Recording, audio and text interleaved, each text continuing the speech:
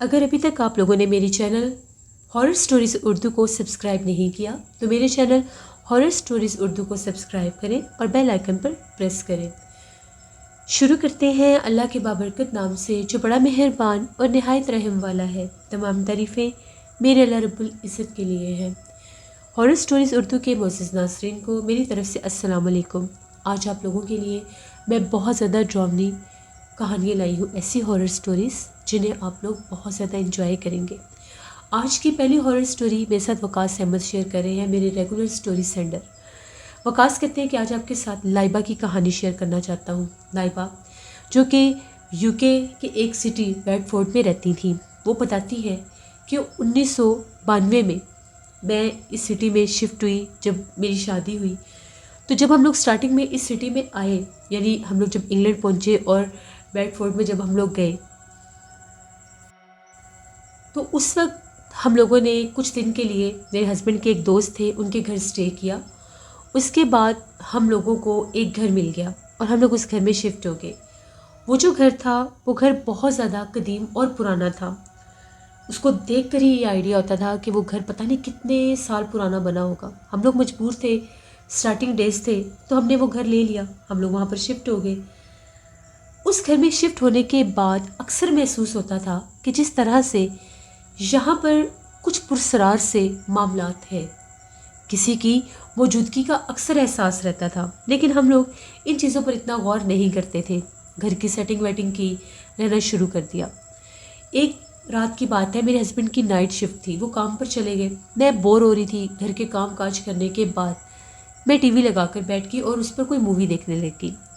میں T V lounge میں تھی، تبھی مجھے ایسا محسوس ہوا کہ جیسے تھوڑی دیر کے بعد ہم لوگوں کے گھر کے دروازے کوئی کھولتا اور بند کرتا ہے، اور یہ سیم ٹائم میں ہو رہا تھا۔ یعنی میرے بیڈ روم کا، ہم لوگوں کے اس کے ساتھ ایک گیسٹ روم تھا، اس کا برابر میں جیسے کوئی دروازہ کھولتا اور بند کرتا ہے۔ میں نے تھوڑی دیر کے لیے ذرا آواز میں نے میوٹ کی تو میں وہ آواز سننے لگی، باقاعدہ لگا کہ دروازے کسی نے کھولے اور بند کیے ہیں۔ اب مجھے تھوڑا سا تجسس ہونے لگ گیا۔ میں نے ایسا کیا کہ میں نے ٹی وی بند کر دیا۔ جب میں نے ٹی وی بند کیا تو مجھے مسلسل کسی آدمی کی باتیں کرنے کی آوازیں آ رہی تھیں، لیکن وہ جو کوئی بھی تھا بہت سلو والیوم میں بول رہا تھا، اور ہم لوگوں کا بیڈ روم جو تھا وہ سیکنڈ فلور پر تھا۔ میں تیزی سے اٹھی اور بڑے آرام سے قدم اٹھاتی اٹھاتی اوپر گئی۔ اوپر جا کر دیکھا کچھ بھی نہیں تھا، کوئی بھی نہیں تھا، دروازے بند تھے۔ میں نے دونوں کمرے کے دروازے کھولے، اندر جھانک کر دیکھا، نہ تو مجھے کہیں کوئی آدمی نظر آیا اور نہ ہی دروازے کھلے۔ پھر مجھے بڑا عجیب لگا۔ خیر میں اس رات تو سو گئی۔ میرے سونے کے باوجود بھی جب بھی میری آنکھ کھلتی تھی تو کوئی نہ کوئی آہٹ ہو رہی ہوتی تھی۔ صبح جب میرے ہسبینڈ شفٹ سے واپس آئے، جب وہ ریسٹ کر کے جا کے فریش ہوئے تو میں نے انہیں ساری بات بتائی کہ اس طرح سے مجھے رات کو محسوس ہوا ہے۔ انہوں نے جب میری بات سنی تو وہ یہ کہنے لگے کہ تم نے کافی دن سے ریسٹ نہیں کیا، تمہارا ریسٹ مکمل نہیں ہو رہا، اس لیے تمہیں ایسا فیل ہو رہا ہے، ایسا ویسا کچھ بھی نہیں ہے۔ جبکہ میں نے انہیں برابر میں کہا کہ آپ میری بات پر یقین کریں، یہ میں جھوٹ نہیں بول رہی، یہ سب سچ ہے۔ پھر مجھے لگا کہ شاید یہ میرا ہی وہم تھا، میں مووی میں اتنا مگن ہو گئی تھی کہ مجھے ایسی آوازیں آنے لگیں۔ اسی طرح سے کچھ دن کے بعد ہم لوگ اپنے بیڈ روم میں بیٹھے تھے اور کمرے کا دروازہ کھلا ہوا تھا، ہم لوگوں کے بیڈ روم کا دروازہ کھلا، ہم باتیں کر رہے تھے۔ تبھی ہم لوگ کیا دیکھتے ہیں، ایک بہت قداور آدمی، کافی لمبے قد کا تھا وہ۔ ہم نے اس آدمی کو اپنی آنکھوں سے دیکھا۔ وہ آدمی آ کر ہم لوگوں کا جو ساتھ والا کمرہ تھا اس کے اندر چلا گیا۔ میرے ہسبینڈ نے اس کو خود دیکھا، آوازیں دیتے گئے، کون ہو، کہاں سے آئے ہو؟ ہم لوگ بھاگتے ہوئے کمرے میں گئے، وہاں پر کوئی بھی نہیں تھا۔ وہ آدمی کہاں سے آیا، وہ کون تھا، وہ کیسے غائب ہو گیا، ایک عجیب سی بات تھی۔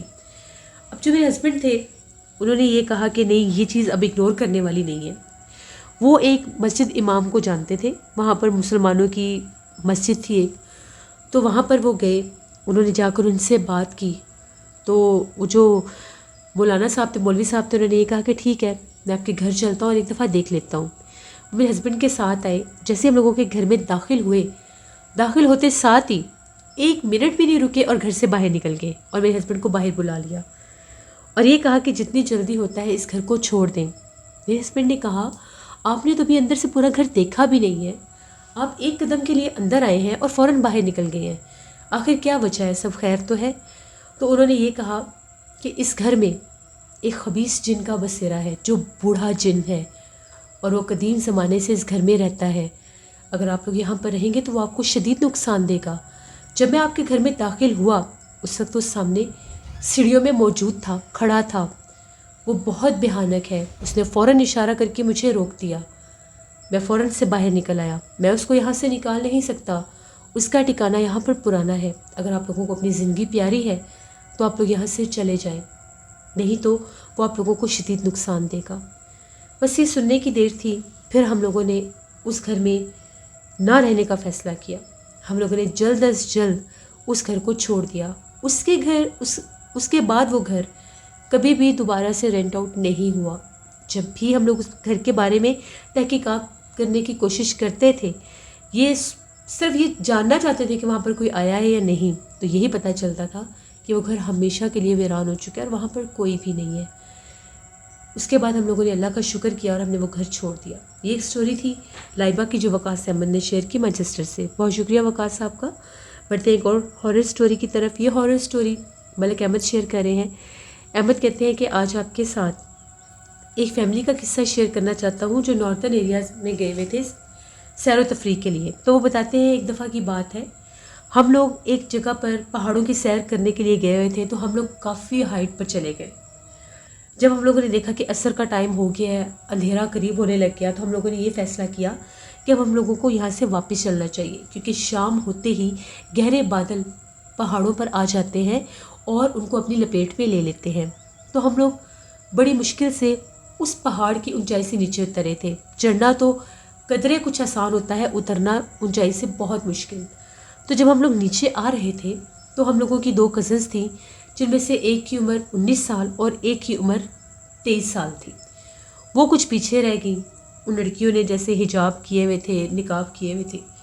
تو ان میں سے ایک جو کزن تھی وہ جیسے ہی نیچے اترنے لگی تو ایک دم سے اس کے سامنے بہت زیادہ بھیانک چہرے والا کچھ شخص آ گیا. کہاں سے آیا کچھ پتہ نہیں. وہ اتنی خوفزدہ ہوئی کہ اس نے اپنے چہرے پر ہاتھ رکھ لیا. وہ چیخنا چاہ رہی تھی لیکن اس کے گلے سے آواز نہیں نکل رہی تھی. تو اس نے بھیانک آواز میں یہ کہا کہ اب چیخو. وہ پھر چیخنا چاہ رہی تھی لیکن اس کی آواز بند ہو چکی تھی. اس نے تیسری بار پھر کہا کہ تمہیں ایک اور موقع دیتا ہوں، پھر چیخو. اس نے پھر چیخنا چاہا لیکن اس کے گلے میں سے آواز نہیں نکل رہی تھی. اب کی بار اسے جیسے بہت تیز خوشبو سی محسوس ہوئی. اس نے اپنی آنکھوں سے جو ہی ہاتھ ہٹایا تو کیا دیکھتی ہے، اس کے سامنے انتہائی حسین و جمیل ایک نوجوان لڑکا کھڑا ہے. وہ حیران ہو کر اس کو دیکھتی ہی رہ گئی کہ یہ کون ہے. وہ اتنا خوبصورت تھا کہ وہ یہ بھی بھول گئی کہ وہ کہاں پر کھڑی ہے، بس اسے دیکھتی ہی جا رہی تھی. اس سے یہ کہا کہ یہاں سے جتنی جلدی ہوتا ہے واپس چلی جائیں، ہم آپ کو نقصان نہیں دینا چاہتے. یہ وقت ہم لوگوں کی سیر و تفریح کا ہوتا ہے. انسان آتے ہیں اور ہمیں تنگ کرتے ہیں. اس پہر ہم لوگوں کے بچے اور ہم لوگوں کی خاندان کی جو بھی مخلوقات ہیں، جو بھی خاتون ہیں، عورتیں ہیں، وہ باہر نکلتے ہیں. اس وقت ہم لوگوں کی عورتوں اور بچوں کے کھیلنے کا ٹائم ہوتا ہے. یہاں سے چلی جائیں، میں آپ کو نقصان نہیں دینا چاہتا. آپ باپردہ خاتون ہے. وہ ایک نیک جن تھا. تو وہ لڑکی جو تھی اس کو دیکھتی جا رہی تھی. اتنا کہہ کر وہ اسی پہاڑ پر بنے درختوں میں جیسے اندر جانے لگا. تو وہ لڑکی اس کے پیچھے بھاگنے لگی، بجائے ڈرنے کے اس کو ڈھونڈنے لگ گئی. اس کی کزن اس کو آوازیں دے رہی تھی، تم کہاں جا رہی ہو؟ وہ درختوں میں بھاگتی ہوئی جا رہی تھی. اس کی کزن اس کے پیچھے بھاگی اور اس کا بازو پکڑ کر بڑی مشکل سے اسے واپس لے کر آئی. جیسے اس کی آنکھیں اسی کو کھوج رہی تھیں لیکن اس کا دور دور تک نام و نشان نہیں تھا. وہ بڑی چپ چپ سی تھی. خیر وہ وہاں سے نیچے اترے، ہوٹل واپس گئے. وہ لڑکی ابھی بھی خاموش تھی، چپ چپ تھی. اس لڑکی کو اس جن سے محبت ہو گئی اس کو دیکھتے ساتھ ہی. اس کے گھر والوں نے جب دیکھا کہ یہ اس کو پتہ نہیں ہو ہی کیا گیا ہے، چپ چپ سی رہتی ہے، ایسے اسے کھاتی پیتی بھی نہیں ہے. وہ لوگ واپس چلے گئے وہاں سے 3-4 دن رہنے کے بعد. پھر اس لڑکی کی وہی حالت، بالکل چپ چپ اسی کے خیالوں میں کھوئی ہوئی. اس کے گھر والوں نے فیصلہ کیا کہ اس کی شادی کر دیتے ہیں. اس نے یہ کہا کہ نہیں، میں تو اسی سے شادی کروں گی جس کو میں نے پہاڑ پر دیکھا تھا. وہ بہت خوبصورت تھا، پتہ نہیں وہ کہاں پر چلا گیا. ان لوگوں نے ایک صاحب علم سے رجوع کیا کیونکہ یہ ماجرا ان کی سمجھ میں نہیں آ رہا تھا، کیونکہ جب وہ لوگ پہاڑوں پر گئے تھے ان کو وہاں پر کوئی بھی دکھائی نہیں دیا تھا. جب وہ صاحب علم نے آئے، انہوں نے اس لڑکی کو دیکھا، دم وغیرہ کیا، تو ان کا یہ کہنا تھا کہ اس کے اوپر کسی جن کا بسیرا ہو چکا ہے، یعنی یہ کسی جن کے محبت میں گرفتار ہو چکی ہے۔ پھر انہوں نے اس کو قرآن اور حدیث کی روشنی میں سب کچھ سمجھایا کہ یہ ناممکن ہے، کسی انسان کی شادی کسی جنات سے نہیں ہو سکتی، اور شکر کرو اس نے تمہیں کوئی نقصان نہیں دیا، ورنہ بہت سے لوگ پہاڑوں کی چوٹیوں سے گر جاتے ہیں، کوئی نہ دکھنے والا وجود ان کو دھکا دے دیتا ہے اور ان کا پتہ بھی نہیں چلتا۔ پھر اس لڑکی کو کچھ باتیں سمجھ آنے لگ گئیں، دم وغیرہ کروایا گیا، تو تب جا کر وہ لڑکی ٹھیک ہوئی۔ اس طرح سے وہ اس غیر مرئی مخلوق کی محبت میں گرفتار ہو گئی، لیکن اللہ نے اس کو بچا لیا۔ تو یہ ایک سٹوری تھی جو ملک احمد نے شیئر کی۔